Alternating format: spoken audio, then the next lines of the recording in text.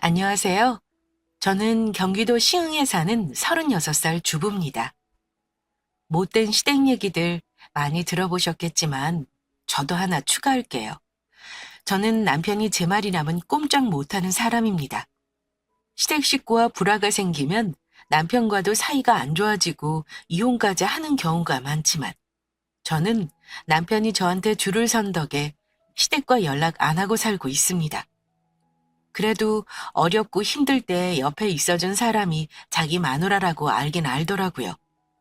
남편은 결혼 생활 하면서도 시부모가 저한테 부당한 발언하면 그 자리에서 자기 부모한테 면박 줬던 게 한두 번이 아닙니다.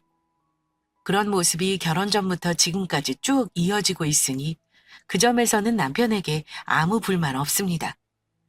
시댁 사람들 이상하다는 거 다행히도 남편이 잘 알고 있고 본인 역시 잘할 때 그 부분이 지긋지긋해서 20대에 나와 살기도 했던 사람이고요. 그래서 무엇보다 제 마음을 너무 잘 알아주고 제가 평생 연 끊고 왕래 안 한다니까 적극 찬성하며 지지해줬어요. 저 결혼한 지는 올해로 딱 10년째예요. 남편이랑은 동갑이에요. 그동안 시집살이 한 거 생각하면 진짜 소설을 쓰겠네요. 저보다 더 심한 거 겪고 사는 사람도 있겠지만요. 남편은 위로 2살 더울 누나가 한 명 있고 밑으로 4살 더울 남동생이 하나 있습니다. 연애는 4년 정도 했는데 연애 기간 동안 시댁과 왕래 전혀 없었고 결혼 준비하고 나서야 얼굴 봤습니다. 시댁 시아버님은 택시 운전을 하시고 시어머님은 전업주부세요. 결혼하고 나서 시댁 식구들 전부 근처에 살았습니다. 연애할 때는 남편이 집 얘기를 일절 안 했고 인사 가봐도 별다를 게 없는 평범한 집이라고 생각했어요. 저희 집도 평범한 집이라 그냥 딱 남들 받는 만큼 받고 주는 만큼 주고 결혼했고 별다른 잡음도 없었고요. 그런데 결혼 후에 말이 왜 이렇게 많고 탈도 많고 참 힘든 집안이더라고요. 그래도 다 이해하고 살았어요. 매번 무슨 일이 터졌다 하면 손 벌리면 넉넉지는 못하더라도 도와드렸고요. 그때만 해도 남편이 하는 가게가 잘 되는 편이라 돈 걱정은 없이 살았고 제 상식선에서 며느리로서 할 도리 잘하고 살았다 생각합니다. 특히 저 결혼할 때 대학생이었던 시동생은 시부모님이 돈 없고 힘들다고 해서 4년제 대학 다니는 거 끝에 2년 동안 2천만 원 정도 등록금 대줬습니다. 졸업할 때까지 용돈 달라고 해서 한 달에 20씩 2년 줬어요. 그래도 시동생은 양심은 있어서 졸업하고 직장 다니면서 월급 타면 제 거랑 남편 거 챙겨서 선물도 자주 사오고요. 때때로 저녁도 같이 먹곤 합니다. 그나마 다행이죠. 그 밖에도 시부모님 때때마다 용돈에 생활비까지 좋았어요. 아들 둘은 참 괜찮은데 문제는 여자들입니다. 저를 제일 힘들게 한 사람은 큰 시누이인데요. 그 인간 밥맛 떨어지는 거야. 말해도 해도 끝이 없습니다. 지금 와서 하는 말이지만 우리 신우 저한테 정말 나쁘게 했어요.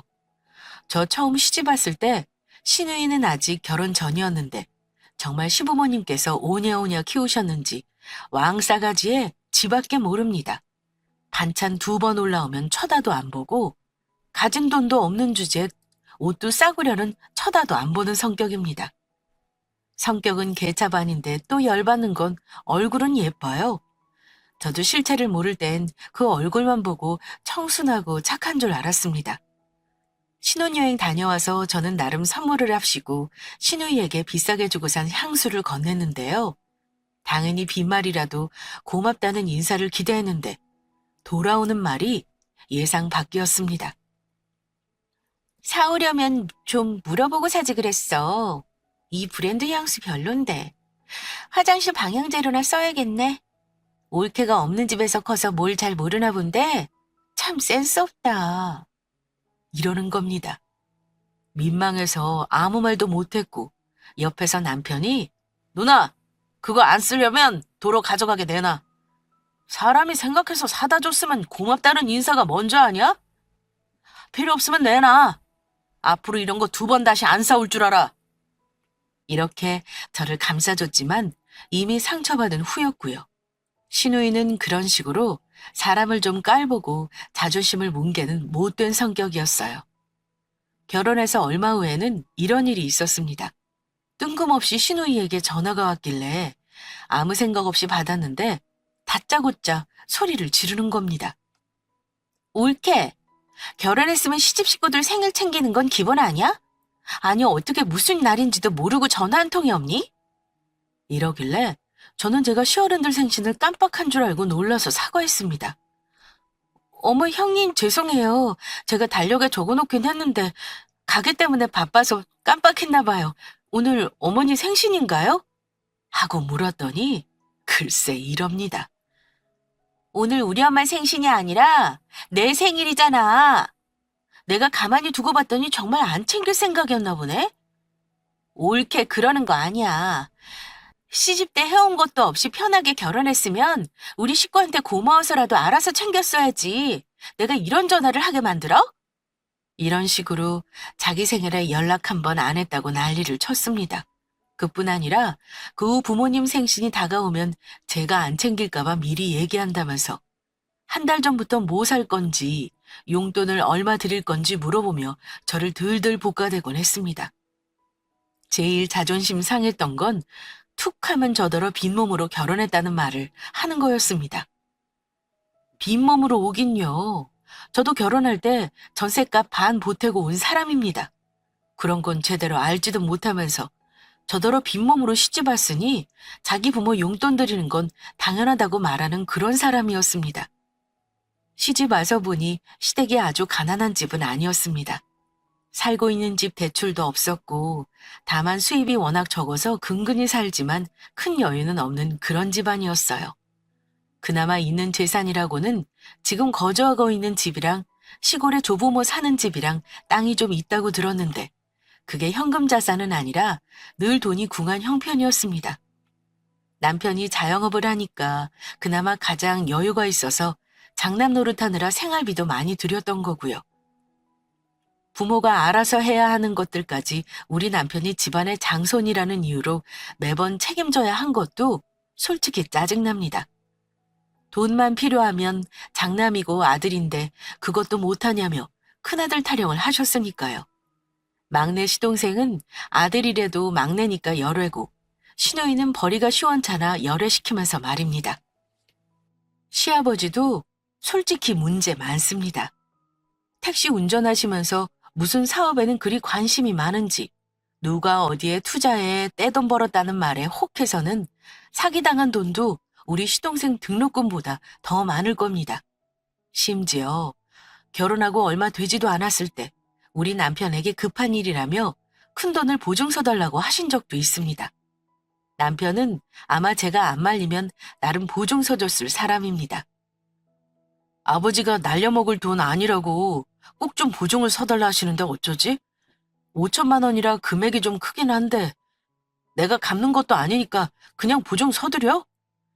그걸 어찌 알아? 아버지가 못 갚으면 당신이 고스란히 떠안고 가는 거야. 절대 안 되니까 그런 줄 알아? 거기 사인하려거든 이혼 서류에 도장 먼저 찍어라. 그나마 저의 의견을 물어봤으니 망정이지요. 제가 이혼하겠다고 난리 부르스를 떠니까 결국 시아버지가 포기하시긴 했어요. 근데 그 후에 술만 취하시면 그렇게 섭섭하다는 소리를 매번 하셨습니다. 네가 그럴 줄 몰랐다. 그때 니들이 그 돈 보증만 서줬으면 지금쯤 한 방에 돈을 벌고 일 안 해도 되는데 니들이 다 망친 거야. 이딴 소리를 며느리 보기 부끄러운 줄 모르고 하시는 양반입니다. 시어머니는 또 어떻고요? 어머니는 생긴 것도 그렇고 말도 행동도 아주 얄밉게 하는 분입니다. 큰 신우와 마찬가지로 우리 남편이 버는 돈이 자기 돈인 줄 아는 건 기본이었고요. 어머니 주위 사람 며느리들은 전부 다 그렇게 부자인 건지 매번 저와 비교하시며 어느 집 며느리는 시부모를 해외여행 보내줬고 용돈을 얼마를 받았고 가전제품을 몇백만 원짜리 사줬다는 이런 말씀을 하십니다.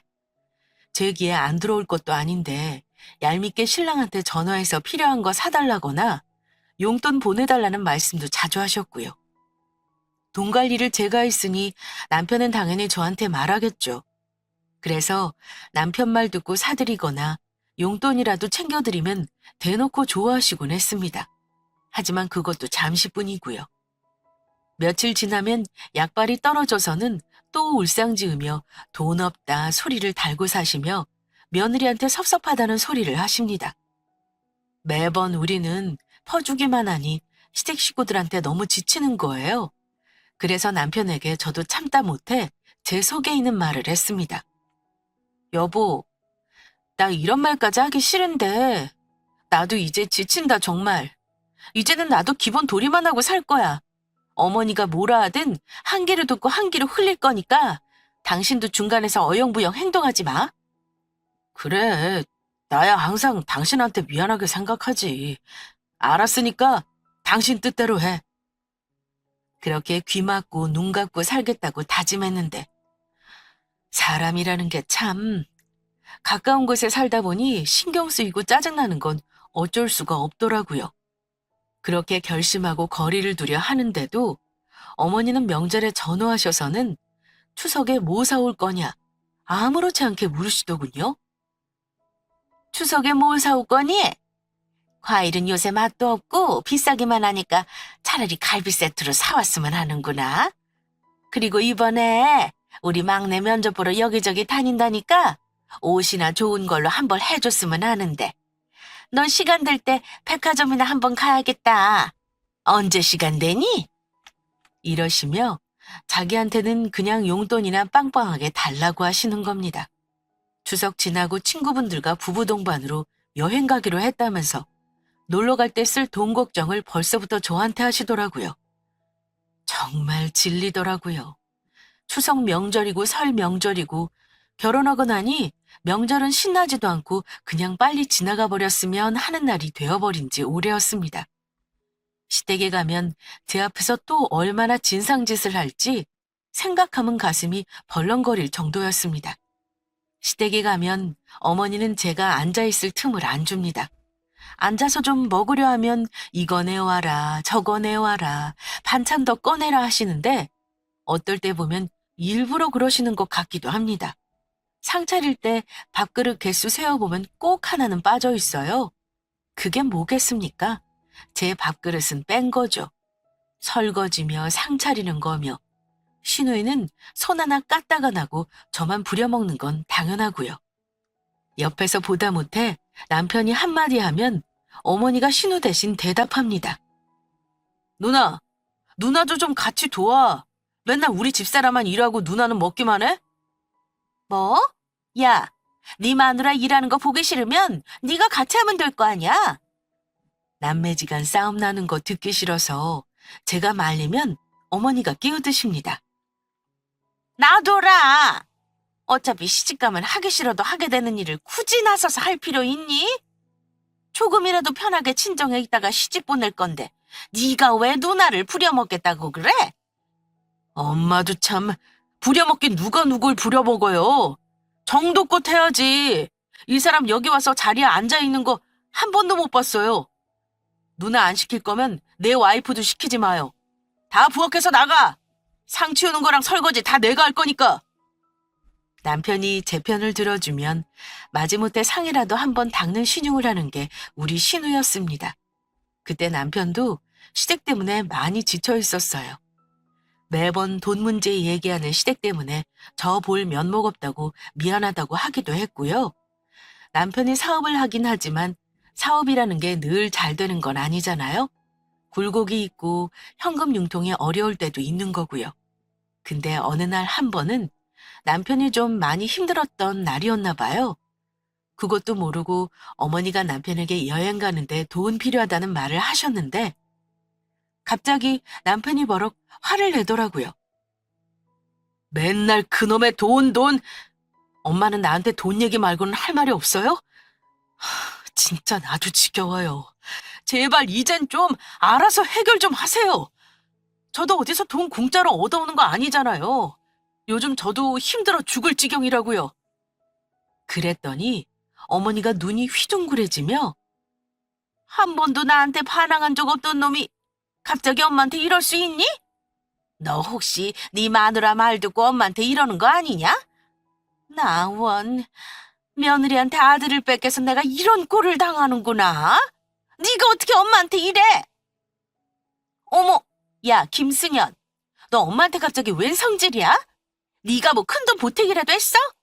하는 꼴을 보니 와이프 때문에 변했네, 변했어. 그러게 집안에 여자가 잘 들어와야지. 이게 다 올케가 너 변하게 한 거야. 듣자 하니 너무 화가 나는 겁니다.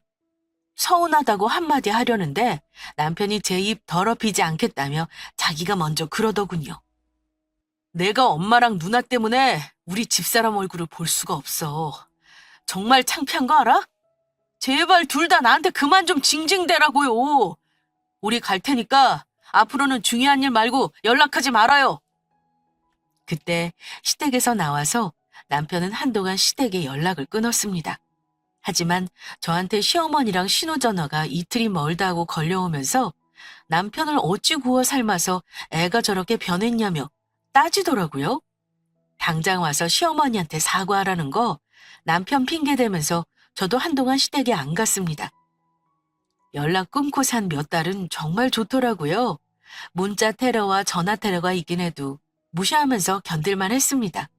그런데 어쩔 수 없이 얼굴을 봐야 할 일이 생겼는데요. 그렇게 싸가지 없던 신우가 글쎄 결혼을 한다는 겁니다. 남편이 아주 독한 인간은 아니었는지 자기 누나 결혼한다니까 그때는 어머니랑 만나긴 하더라고요. 가족이 결혼한다는데 어쩌겠어요? 그래서 신우가 결혼하는 집안과 상견례를 했습니다. 그 개차반 같은 성격에 남자는 또 어찌 잘 꼬셔서는 결혼할 남자가 아주 부자라고 하더군요. 취업이 안 돼서 잠시 계약직으로 일하던 회사 사장 아들을 어찌 꼬셨는지 아주 대단한 집에 시집을 간다고 하더군요. 신우이가 성격은 재수없는데 생긴 건 착하게 생겨서 처음 보는 사람들은 다 속아 넘어가거든요. 가면 쓰고 있는 그 얼굴에 사장 아들이었던 신우 남편이 뿅 가서 결혼한 케이스입니다. 동네에 오래된 상가 건물도 가지고 있고 남편이 동네 유지 집안이라 아는 사람들은 다 압니다. 그런데 신우이 결혼시키면서 또 문제가 터졌습니다. 그런 대단한 집에 시집 보내는데 문제는 뭐겠어요? 시댁에 돈이 없다는 거죠. 신우 예비 시댁이 워낙 부자고 혼수며 예단이며 간소하게 하겠다고 하지만 그래도 드는 돈이 있잖아요. 그런데 시모가 저희 부부한테 그러는 겁니다.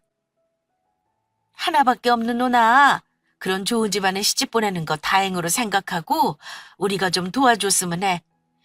너희가 2천만 어떻게 좀 보태주면 나머지는 내가 알아서 해보마. 승현이 돈 모은 게 너무 없지 뭐냐. 이제껏 버는 걸로 우리 집 같이 살면서 생활비도 써서 그런 거지 뭐. 아니, 나이가 30이 다 돼서 모아놓은 돈이 없는 것도 한심한데 신우이 시집 가는 돈을 왜 우리 보고 보태라고 하는지 어이가 없었습니다. 마음 같아서는 그 자리에서 당장 질러버리고 연 끊겠다고 하고 싶었는데 당연히 화낼 줄 알았던 남편은 또 이러네요. 그냥 주는 돈이 어딨어요. 우리가 무슨 재벌도 아니고 그런 큰 돈 내놓으라고 하면 어디서 턱턱 나오는 줄 아세요? 그냥은 못 줘요. 저도 지금 가게가 많이 어려워서 하루 벌어 하루 충당하고 사는 거 모르시냐고요. 빌려줄 테니까 갚는다는 거 차용증 써주세요. 누나 부잣집 시집 간다면서요. 그 정도 돈은 나중에 충분히 갚을 수 있는 거 아닌가요? 속이 부글부글 끓는 건 저뿐이었나 봅니다. 결국 형식분인 차용증 하나 받고 남편의 신우이 결혼 비용을 빌려줬습니다.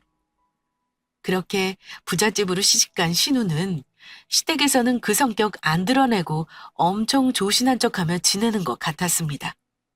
결혼해서 아끼고 아끼며 남편 벌어다 주는 돈으로 살았던 저는 신우이 보면서 솔직히 박탈감을 느끼기도 했어요. 신우이는 신혼여행 갔다 오자마자 우리가 빌려준 돈을 갚더라고요. 그러면서 하는 말이 패백할 때 절값으로 무려 3천만 원이 들어왔다고 하네요. 저 시집 올 때 시댁 어른들한테 절값 100만 원도 못 받았습니다. 저는 신우가 시집 가서 나 같은 시댁 만나 고생 좀 해봐라 하는 못난 생각도 사실 했었습니다. 그런데 제 생각과 달리 신우이는 첫 아이 낳고 건물까지 증여받으며 사모님 소리 듣고 살더라고요. 시집 갔으면 친정에는 아주 안 올 줄 알았는데 친정에는 또 뻔질나게 드나들기까지 했고요. 세상 참 불공평하죠? 그래도 결혼 전처럼 자주는 안 보고 살아서 다행이다 했습니다. 그때 우리 큰아이가 유치원 다니고 있었을 때인데요. 하필 그때 남편에게 일이 생기고 말았습니다. 잘 운영하던 가게를 폐업해야 했어요. 남편은 저 모르게 빚까지 끌어다 쓰고 버틸 때까지 버티려 했던 것 같아요. 그러다 이자를 못 내 연체되는 상황이 오고 끌어다 쓸 돈이 없게 되면서 어쩔 수 없이 저한테 가게를 정리하자고 하더라고요. 여보, 내가 정말 미안하다. 계속 버텨봤자 빚만 늘어나는 것 같아서 여기서 접는 게 좋을 것 같아. 우리 집 보증금 빼서 빚부터 일단 갚자. 내가 쓰리잡을 해서라도 어떻게든 다시 일어날 테니까 이번은 내 말대로 좀 해줘. 내 속이 이런데 남편은 오죽하겠습니까? 울면서 말하는 남편에게 차마 화를 내고 닥달할 수는 없었어요. 그럼 우리 당장 애 데리고 월세라도 얻어야 하는 거잖아. 그럴 돈은 있겠어? 여보, 당신한테 정말 미안한 말이지만 몇 달만 우리 부모님하고 같이 살자. 몇 달 동안 목돈 마련하는 대로 원룸 얻어서 나올 생각이야. 내가 당신이랑 우리 딸 고생 안 시킬 테니까 조금만 참아줄 수 있어? 시어른들과 당분간만 같이 살자는 말에 죽기보다 싫었지만 돈이 없는데 어쩌겠습니까? 그놈의 돈이 문제죠. 남편과 저는 이런 사정을 시부모에게 말했고 시어머니 역시 어쩔 도리가 없으니 그렇게 하라고 마지못해 승낙했습니다. 어쨌든 집을 처분해서라도 빚이 없어야 돈이 모일 것 같아 저도 이 악물고 몇 달만 참겠다 생각했고요. 그런데 우리 부부 사정을 어머니로부터 전해 들었는지 신우가 저에게 연락해서는 이런 말을 하더라고요. 옳게. 엄마한테 대충 사정은 전해 들었어. 승현이 이 자식이 자존심은 세가지고 나한테는 절대 도와달라고 안 할 거 알지만 그래도 가족인데 내가 모른 척 할 수 있겠어? 마침 내 건물에 빈 공실이 하나 있으니까 거기 들어와서 사는 건 어때? 월세랑 보증금 없이 살게 해줄 테니까 당분간 거기 살면서 돈 모아. 저 솔직히 그 말 듣고 못된 신우도 가족은 가족인가 보다 생각했습니다. 동생 힘들다는 말 듣고 이럴 때 도움 주는 게 너무 고마웠어요. 그래서 진심으로 고맙다고 했습니다. 형님, 정말 고마워요. 사실 어머니 댁으로 들어가는 거 집도 좁고 불편할 것 같아서 걱정이었는데 이렇게 도와주시니까 제가 속이 다 뚫리네요. 신세진 거 형편 나아지면 살면서 꼭 갚을게요. 그런데 제 말을 들은 신우이가 이렇게 말을 하는 겁니다. 신세를 어찌 갚으려고? 돈으로 갚을 것도 아니잖아. 당장 형편 나아지면 월세 몰아서 줄 거 아니면 그럴 거 없어. 대신 올케가 다른 걸 좀 해줬으면 해. 월세는 안 내도 되니까 대신 우리 집안일을 좀 해주고 우리 딸 어린이집 등하교 좀 시켜주라. 그 정도는 해줄 수 있지? 우리 집 가사도우미가 오래 일하는 사람이 없어. 올케는 요리도 잘하고 집안일도 잘하니까 우리 집 일해주는 거 내가 월세 받는다고 생각할게. 돈 대신 자기 살림이랑 애 등하원을 책임져 줄 수 있냐는 말에 그렇게 하겠다 했습니다. 속으로 살짝 찜찜하긴 했어요. 제가 신우의 성격을 잘 아는데 분명 순수하게 도와주려는 마음으로 거기 살게 한 게 아닐 것 같았거든요. 하지만 아쉬운 건 제 쪽이었으니까요. 답은 이미 정해져 있었습니다. 네, 그러게요, 형님. 그 정도야 제가 할 수 있죠. 그럼 우리 가족 언제든 그 집에 들어갈 수 있는 거예요? 비어 있으니까 언제든 들어오든 난 상관없지. 앞으로 우리 집에서 콩고물이라도 받아 먹으려면 올케가 잘해야 할 거야? 이러는데 콩고물이란 단어를 듣자마자 머리가 멍해지면서 기분이 나쁘더라고요. 시어머니와 안 살아도 돼서 다행이었지만 내가 또 다른 불구덩이 속으로 뛰어드는 게 아닌가 싶었는데 얼마 안 가 제 예감은 틀리지 않고 맞아떨어졌습니다. 저는 단순히 간단한 청소나 아이 등어업만 생각했는데 신우는 저를 마치 가사도우미 부리듯 부려먹더라고요. 신우네 집은 그 건물 제일 탑층이었는데요. 툭하면 밤낮 없이 저를 하녀처럼 불러 일을 시켰습니다. 집안일은 물론이고 그 집 식구들 반찬이며 밥이며 장 보는 것까지 제가 다 도맡아 했어요. 만들고 남은 반찬은 선심 쓰듯 제가 가져가게 해주는데 그럴 때마다 참 비참했더랬습니다. 시누이는 일도 안 하면서 무슨 모임이 그렇게나 많은지 집에 부부가 같이 늦게 오는 일이 많았어요. 그렇게 집을 비울 때면 저는 거의 신우네 집에 하루 종일 있으면서 신우의 애를 돌보는 게 일이었습니다. 그래도 월세 안 받고 그 건물 살게 해준 거, 그거 고마워서 참았습니다. 그렇게 1년을 넘게 그 집 가사도우미로 살았어요. 제가 그러고 사는 거 저희 친정 부모님도 너무 가슴 아파하셨습니다. 그러다가 제가 더 이상 참을 수 없게 된 사건이 터졌는데요. 친정엄마가 오랜만에 오셔서 그날은 제가 신혼의 일을 간단히 마치고 내려와 있었습니다. 엄마랑 모처럼 점심도 먹고 신우아이 하원할 때까지 커피도 마시고 쇼핑도 할 계획이었는데 신우가 갑자기 저한테 그러는 겁니다. 올케, 내가 만두 재료 배달시켜 놨거든? 1시간이면 도착하니까 오늘 만두 좀 넉넉히 빚어서 냉장고에 넣어놔. 엄마네도 갖다 줄 거니까 기왕하는 거 많이 해놔. 형님, 죄송한데 내일 제가 해놓으면 안 될까요?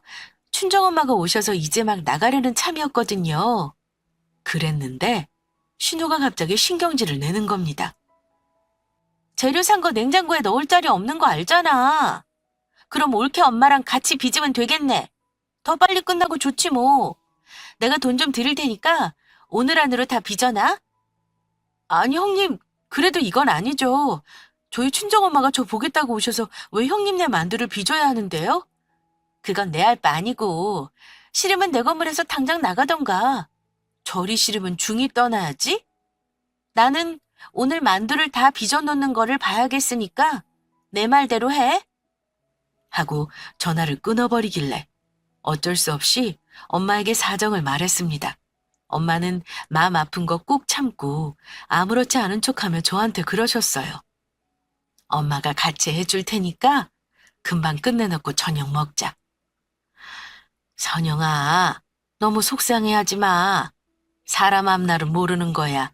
너 지금 이렇게 힘들어도 김서방이 애쓰고 있잖니? 좋은 날 올 거다. 저를 다독거려 주시는 엄마에게 미안하고 죄송했죠. 서럽기도 했고요. 결국 그날 저는 무릎이 편치도 않은 친정엄마와 쭈그리고 앉아 만두를 다 빚었습니다. 만두 빚으면서 오만 생각이 다 들더군요. 시누이가 저한테 못되게 굴었어도 가족이니 도와준 거라고 여겼고 저 역시 가족이니 신우 살림 도와준다 생각하려 했는데 그날은 도를 넘었다 느꼈습니다. 빚내서 원룸 살더라도 나와야겠다고 결심했어요. 그날 있었던 일 얘기 저한테 듣고 나서 신랑이 그러네요. 미안하다. 내가 너 데려와서 고생만 시킨 것 같아. 우리 식구 나도 이해 못하겠는데 너는 오죽하겠어. 우리 누나 못된 거 하루 이틀도 아니고 당신도 이제 누나가 그럴 때마다 뭐라고 한마디씩이라도 해. 내가 있을 때 그러면 옆에서 아닌 건 커버해 줄 테니 힘들어도 스트레스는 받지 말고 오늘 기분 안 좋을 테니 장모님이랑 처갓집에 가서 좀 쉬고 올래? 조금만 참아. 내가 지금 열심히 노력하고 있으니까 조만간 우리도 여기서 나갈 수 있을 거야. 신랑 말 듣고 울었습니다. 제 마음 조금이라도 헤아려 준 신랑에게 고마워서요. 그래서 힘들어도 버텼고요. 얼마 후 저도 일자리를 구해 돈 벌기 시작하면서 신우 살림에서 손을 점점 떼기 시작했습니다. 제가 신우 계획대로 안 움직이자 정신적으로 얼마나 핍박을 했는지 모릅니다. 툭 하면 제 관생이 복이 없어서 돈이 모이질 않는다며 인신공격까지 서슴지 않았습니다. 그러다가 정신병 걸릴 지경이었습니다. 더 이상 신우 갑질에 못 버틸 것 같아 남편에게 월세라도 얻어나가자 했는데요. 좀 더 버텨보자고 할 줄 알았던 남편이 신우 건물에서 나가자고 하더라고요. 그래서 힘든 거 각오하고 다시는 그 식구들 안 볼 생각으로 나왔습니다. 이사 간다고 했더니 신우가 딱 한마디 하더라고요. 올케 참 배은망덕하다. 내가 여기서 공짜로 살게 해준 게 얼만데 고맙다는 말 한마디를 안 해? 그거 그냥 지금이라도 돈 계산해서 받아버려? 그러길래 마음대로 하세요. 몇십 년이 걸리든 나눠서 갚아드릴 테니까 청구하시라고요. 저도 그동안 형님 내서 파출부 노릇한 거 다 계산해서 청구할 테니까요. 못해도 월 200은 주셔야 하지 않겠어요? 그거 주실 거 아니면 앞으로 연락하지 마세요. 저는 시댁 식구들과 얼굴 안 보겠다는 각오로 신혼의 건물 나와버렸고요. 정말 남편하고 아이 데리고 이 악물고 살았습니다. 그 뒤 3년 동안 남편은 어떻게든 재기해보려고 어렵게 목돈을 모았고 사업을 시작했어요. 물론 그동안 저는 시댁 식구들과 연락 딱 끊고 살았습니다. 친정엄마 말대로 사람 일은 모르는 거더라니. 그래도 열심히 한 우리 가족에게 좋은 일이 생기더라고요. 다행히 신우건물 나오고 나서부터 남편이 하는 일이 잘 풀려 전세지만 24평 아파트로 이사도 가게 되었고 운 좋게 제가 본 청약통장이 당첨이 되어 아파트도 하나 분양받았습니다. 안 풀릴 때는 뒤로 넘어져도 코 깨진다고 하는 일마다 안 좋았는데 그때는 대운이 들었는지 남편이 하는 일마다 잘 되더라고요. 그때 마침 친정아빠가 경매 공부를 하시는데 저한테 좋은 아파트 물건이 하나 나왔다면서 한번 경매로 낙찰받아보는 게 어떻냐고 하시더라고요. 그래서 그 집 등기부를 떼봤습니다. 생각보다 권리관계도 복잡하지 않은데 2번이나 유찰된 물건이었어요. 시세 차익을 노려도 꽤 괜찮을 것 같아 고민했는데 친정아빠가 나중에 갚으라며 큰돈을 빌려주었습니다. 나중에 팔든 세를 놓든 그때 가서 갚아도 된다면서요. 그냥 공부 삼아 해보겠다는 마음이 컸는데 덜컥 낙찰을 받은 거죠. 월세 놓았다가 지금 사는 집 전세가 만기되면서 새 아파트 입주할 때까지 그 집에 살 요량이었습니다. 그렇게 몇 년간 저와 남편은 서로 알뜰하게 재산을 불려나갔습니다. 물론 대출도 많았어요. 대출 없이 자산을 불릴 수는 없는 거니까요. 그래도 신우집에 더부살이 하던 때에 비하면 장족의 발전이죠. 저는 시어머니고 신우고 아예 연락 끊고 살았는데 남편은 간간히 연락은 하고 지낸 모양이었어요. 그런데 어느 날 남편이 저한테 심각한 표정으로 그러더라고요. 당신 혹시 우리 누나한테 연락받은 거 없어? 응, 누나한테 연락 안 해. 연락 와도 받지도 않고. 무슨 일인데 그래? 어머니가 며칠 전에 그러시더라고. 누나 남편이 하는 회사가 부도 났다 그러던데. 지금 사는 건물도 경매로 넘어가고 난리가 났다 그러더라고. 그래서 혹시 당신도 들은 게 있나 해서 물어본 거야. 뭐? 난 몰랐지. 근데 뭐 안다고 해서 내가 어쩌겠어. 당신 설마 그 집에 돈 해준다거나 그럴 생각이면 나 볼 생각하지 마? 그런 거 아니야. 혹시나 당신한테 도와달라고 떼쓴 거 아닌가 해서 물어본 거지. 혹시 당신한테 연락 오거나 찾아오면 무조건 나한테 먼저 말해. 알겠지? 듣자 하니 신우의 남편 사업이 어느 순간 잘 안 되기 시작하더니 부도 직전까지 갔었고 그때 남편에게 돈 좀 해줄 수 있냐며 연락을 한 모양이었습니다. 남편은 당연히 거절했고요. 결국 신혼의 건물까지 경매로 넘어가게 되었고 오갈 데 없어서 시어머니네 들어가 산다고 하더군요. 천년만년 잘 살 줄 알았는데 그런 일이 있었다고 들으니까 친정엄마 말이 새삼 떠오르더라고요. 사람 일은 모르는 거라고요. 그런데 얼마 후 정말 남편 말대로 신우이가 저희 집까지 어찌 알고 찾아와 얘기 좀 하자고 하는 겁니다. 무슨 말을 할지 예상은 되었지만 드러나 보자 했습니다. 형님, 저랑 무슨 할 얘기가 있어서 갑자기 오셨나요? 옳게. 갑자기 찾아와서 이런 부탁하는 거 나도 힘들어. 근데 내가 지금 죽을 지경이라 도움 청할 것이 가족분이라 그래. 승현이한테 얘기 들었지? 우리 지금 어려운 거. 그래서 나 지금 애 데리고 친정에 들어와 있어. 그래서 부탁 좀 하자. 우리 돈 좀 빌려줘. 요즘 승현이 사업도 잘 된다며? 내가 이 자식한테 돈 얘기했더니 들은 척도 안 해. 그래도 올케 말은 들을 거 아니야. 그래서 왔어. 저를 업신여기고 무시하던 태도는 온데간데 없이 신우가 저한테 사정하는 걸 보는데 이상하게 마음속에서 못난 마음이 고개를 들더라고요. 나도 똑같이 한번 갚아주고 싶은 마음이요. 그래서 똑같이 너도 한번 당해봐라 하는 심정으로 그랬습니다. 남편이 싫다는데 제가 무슨 돈이 있다고 형님을 빌려줘요? 돈 빌려달라는 부탁은 못 들어주겠네요. 그냥 돌아가세요. 아참, 그러고 보니 제가 돈은 없는데 집은 한 채 더 있네요. 마침 세입자 알아보고 있는데 월세 안 받을 테니까 거기 들어가 사실래요? 근데 방은 2개뿐이에요. 구축이라 손볼 것도 많고요. 신우는 옳았구나 하고 제가 던진 떡밥을 물더라고요. 그래주면 고맙지. 그래도 올케가 나한테 은혜는 갚는구나. 사람이면 그래야지. 좋아. 그 집은 언제 들어갈 수 있어? 그러길래 제가 그랬습니다. 대신 조건이 있어요. 월세 안 받는 대신 형님이 저희 집안일 좀 해줬으면 해요. 저 일 다니는 거 아시죠? 아침 8시에 우리 집 출근하셔서 밥 차려주시고 우리 애 등교시켜주시고요. 그날 먹은 반찬 그날그날 해주세요. 그리고 청소는 당연하고요. 저 물걸레질은 매일 해야 하고 화장실 청소는 이틀에 한 번 해주시고요. 장은 3일에 한 번 봐주시면 돼요. 또 생각나는 거 있으면 그때그때 말씀드릴게요. 제 말 들은 신우 당연히 황당한 얼굴을 하더군요. 뭐? 올케, 지금 나랑 뭐 하자는 거야? 뭐가 어째? 나더러 지금 올케는 살림을 하라고? 내가 파출부니? 싫으면 말고요. 전 아쉬울 거 없네요. 아, 마침 다음날 김장도 해야 하는데 50포기 해야겠네요. 일할 사람 있으니까요. 신우는 제 말 듣고 부들부들 떨더군요. 아마 그 자존심에 그 못된 성격에 절대 못할 거라고 예상했습니다. 아니나 다를까 신우는 가방을 챙기더니 올케는 은혜를 이딴 식으로 원수로 되갚나 봐? 힘들 때 사정 봐준 건 다 있고 아예 남남으로 지내자는 거야?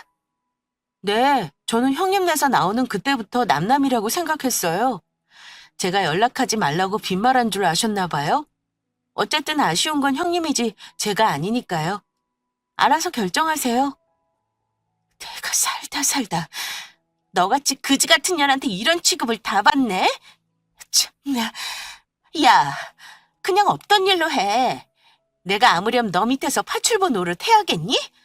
어휴, 내가 오늘 이 수모 당한 거 나중에 너한테 다 갚아줄 거야. 알겠어? 결국 신우는 자기 분을 못 이겨 엉엉 울더니 뛰쳐나가 버렸습니다. 남편에게 얘기했죠. 신우 만나서 내가 그렇게 얘기하긴 했으나 본인이 원하면 그 아파트에 살게 해주겠다고요. 그랬더니 남편이 이러네요. 아니야 여보, 그럴 필요 없어. 당신이 워낙 착해서 왠지 그렇게 도와줄 것 같긴 했어. 근데 이번에는 내가 싫다. 그렇게 해주면 보나마나 이래저래 또 스트레스 받는 건 당신이 될 것 같아서 아예 잘라버리는 게 나아. 당신은 이제 연락하지 마. 여기서부턴 내가 알아서 할 테니까. 알겠지? 남편이 단호하게 안 된다고 하길래 그냥 저도 고집부리지 않고 남편 뜻 따르기로 했습니다. 나중에 남편 통해 얘기 들었는데 결국 신혼애는 결국 쫄딱 망했다고 하더라고요. 솔직히 마음 씀씀이 곱게 안 쓴 자기 업보죠.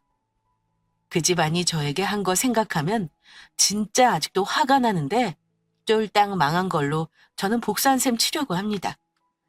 그 후로 지금까지 아예 시댁하고 연락 안 하고 삽니다.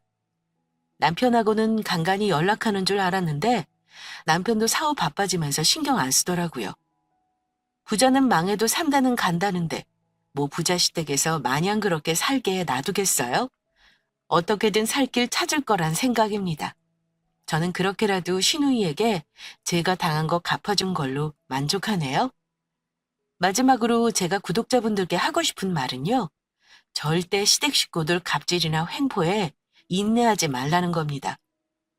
세월 가면 나아지겠지 하고 인내하는 분 있죠? 제가 살아보니까 세월 가도 며느리 종년 취급하는 집안은 죽을 때까지 안 바뀝니다. 제 생각은 그래요. 사위가 백년 손님이듯 며느리도 그 집 손님입니다. 격식과 예의를 맞춰 대우받아야 할 존재예요. 명절에 사위는 손 놓고 주는 밥상 설거지도 안 하듯이 며느리도 시댁 가서 주는 밥만 먹고 설거지 안 해도 무방합니다. 시부모가 아들 데리고 밥상 차리고 설거지해도 이상할 거 없어요. 이건 전업주부라도 해당됩니다. 그러니 스스로의 권리는 찾아가시길 바라요. 물론 아내로서 의무도 지켜야겠죠. 참된 며느리는 시부모에게 복종하는 며느리가 아닌 남편에게 아내의 의무를 다하는 거라 생각합니다. 다가오는 설날에는 명절 스트레스 없길 바라며 대한민국 모든 며느리분들 파이팅입니다. 제 사연 재미나게 들으셨는지 모르겠네요. 지금 이 순간에도 시댁 때문에 속 터지는 삶을 살고 계신 분이 있다면 제 얘기 듣고 힘내시고요. 도움이 되셨으면 좋겠어요. 대리만족으로 속 시원하다 느끼셨다면 전 만족하네요. 긴 얘기 들어주셔서 감사합니다.